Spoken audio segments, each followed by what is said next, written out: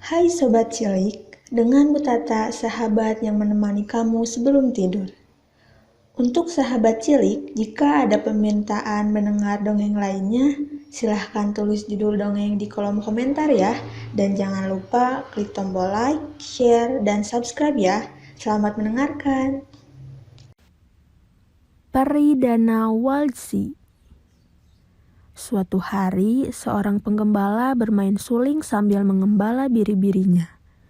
Tiba-tiba, ia mendengar suara harpa yang indah sekali dari arah Danau Waldsee.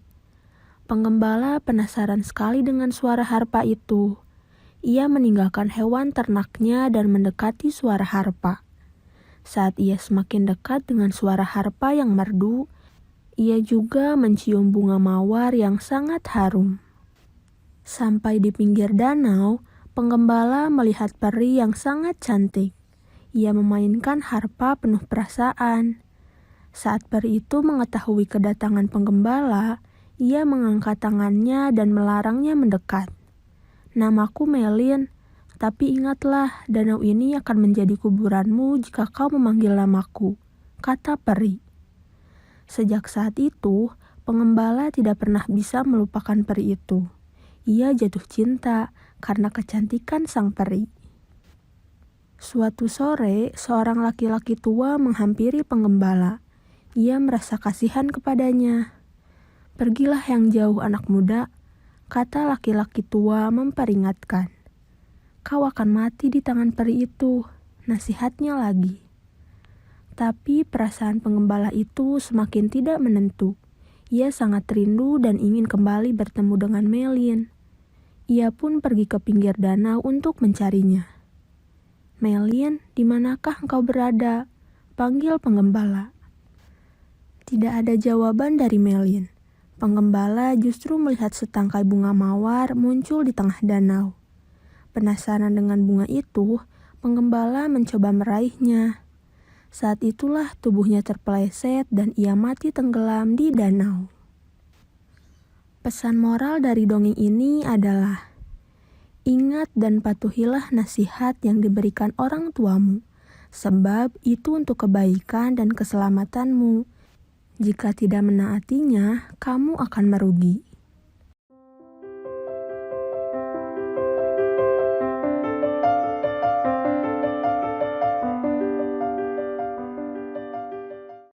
Hai Sobat Cilik, dengan Bu Tata, sahabat yang menemani kamu sebelum tidur. Untuk sahabat cilik, jika ada permintaan mendengar dongeng lainnya, silahkan tulis judul dongeng di kolom komentar ya. Dan jangan lupa klik tombol like, share, dan subscribe ya. Selamat mendengarkan. Jangan ingkar janji. Dahulu kala di sebuah desa di Armenia, perempuan yang menikah langsung dibawa pindah ke rumah suaminya. Sebab setelah menikah, perempuan menjadi tanggung jawab suaminya. Pada suatu hari, seorang laki-laki menikahi perempuan di desa itu. Pesta pernikahan digelar dengan sangat mewah. Lelaki itu adalah seorang bangsawan. Ada ratusan pengiring pengantin laki-laki. Ada yang naik kereta kuda, ada pula yang menunggang kuda. Mereka semua terlihat bahagia.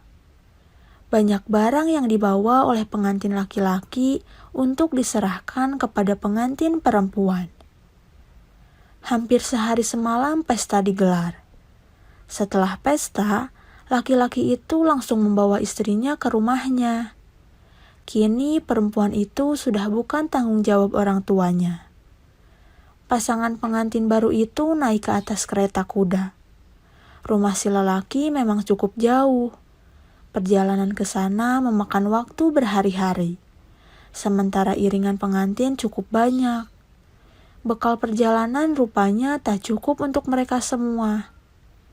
Matahari pun begitu terik sehingga rombongan pengantin itu kehabisan air minum. Bagaimana ini? Kita sudah berjalan cukup jauh, tetapi tak kunjung menemukan sumber air. Lihatlah para perempuan itu. Mereka terlihat sangat lelah dan kehausan, ucap salah satu kerabat si lelaki. Rombongan pengantin berhenti sejenak.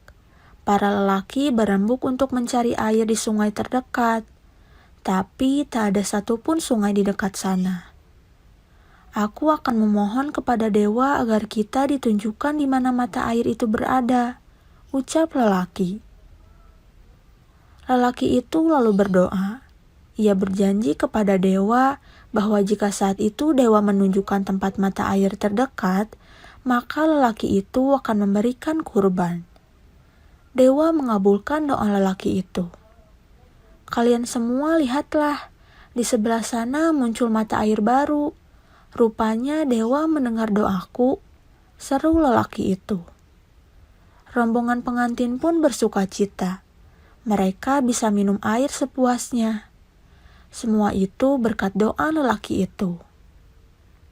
Setelah minum dengan puas dan mengambil air untuk persediaan, rombongan itu pun segera bersiap untuk melanjutkan perjalanan. Lebih baik kita lanjutkan perjalanan agar tak terlalu lama sampai ke rumah. Lihatlah, istriku sudah terlihat lelah, ujar si lelaki. Maka kemudian mereka pun melanjutkan perjalanan pulang. Lelaki itu melupakan janjinya kepada dewa. Jangankan memberikan kurban, berterima kasih pun tak ia lakukan. Dewa sangat marah pada rombongan pengantin itu. Dewa akhirnya mengutuk mereka menjadi batu. Itu karena hati mereka yang seperti batu. Hingga kini, jika musim semi muncul, akan terlihat bayangan manusia dan kuda yang menjadi batu itu. Para orang tua sering menceritakan kisah ini kepada anaknya agar sang anak tak pernah lupa pada janjinya. Pesan moral dari dongeng ini adalah, tepatilah janjimu agar tak menjadi orang yang suka ingkar. Sebelum berjanji, pikirkan terlebih dahulu apakah kau bisa menepati atau tidak. Jika tak bisa menepati, lebih baik tidak usah berjanji.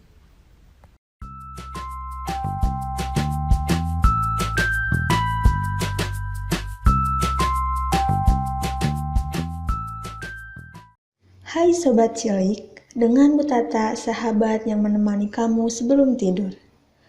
Untuk sahabat cilik, jika ada permintaan mendengar dongeng lainnya, silahkan tulis judul dongeng di kolom komentar ya.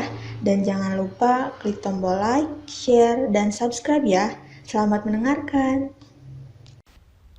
Pangeran Elf Elgir yang proaktif. Dahulu kala, tersebutlah sebuah kerajaan elf yang indah dan makmur.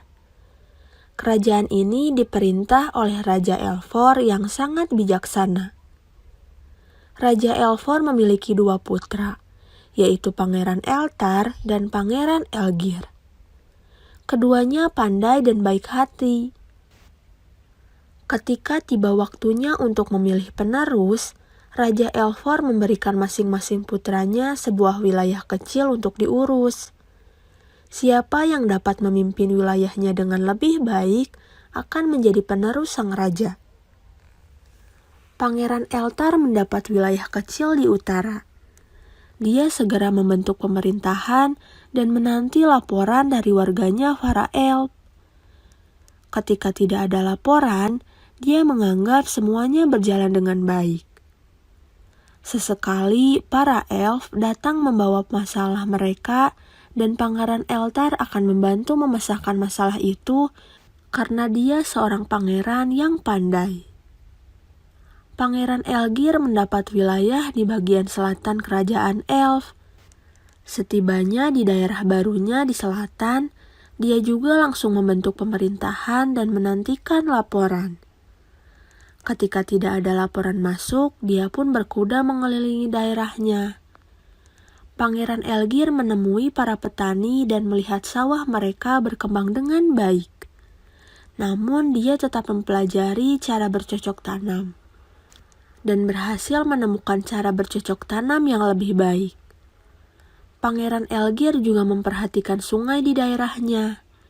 Dia melihat beberapa retakan kecil pada dinding sepanjang sungai. Dan dia langsung memerintahkan supaya tembok itu diperbaiki. Pangeran Elgir juga berkunjung ke negara tetangga yang terletak di selatan. Negara itu besar dan rajanya mempunyai seorang putri yang cantik. Pangeran Elgir mengirim bunga kepada sang putri dan menunjukkan cara bercocok tanam yang baru diciptakannya kepada raja. Raja sangat terkesan. Lalu datanglah musim kemarau panjang. Pangeran Eltar di utara mulai mendapatkan laporan buruk tentang panen yang gagal. Dia langsung berangkat naik kuda untuk membantu warganya sebisanya. Namun situasi yang berbeda terlihat di wilayah Pangeran Elgir. Warganya tidak kekurangan pangan karena mereka telah menerapkan cara bercocok tanam baru yang diciptakan Pangeran Elgir. Lalu musim hujan datang. Pangeran Eltar di utara menerima laporan tentang dinding sungai yang mulai runtuh. Dia segera berkuda ke sana dan sebisa mungkin membantu rakyatnya mengatasi masalah itu. Daerah Pangeran Elgir untungnya tidak terlalu terkena pengaruh banjir karena dinding sungai yang lebih tinggi dan lebih kuat yang telah mereka bangun sebelumnya. Lalu Pangeran Eltar diserang oleh negara tetangga di utara. Walaupun Pangeran Eltar gagah berani, dia hampir kalah. Raja Elfor mengirim pasukan untuk membantu putranya. Pangeran Elgir dengan dibantu raja dari selatan juga mengirimkan bala bantuan. Tidak lama kemudian, para penyerang itu berhasil dikalahkan. Setelah itu, Raja Elfor memanggil kedua putranya kembali ke istana. Pangeran Eltar mengakui adiknya berhasil memimpin dengan lebih baik. Raja Elfor pun menganugerahkan mahkotanya kepada Pangeran Elgir. Pangeran Elgir tidak memerintah sendirian karena tidak lama kemudian dia mendapatkan pendamping seorang ratu yang cantik, yaitu putri raja dari selatan.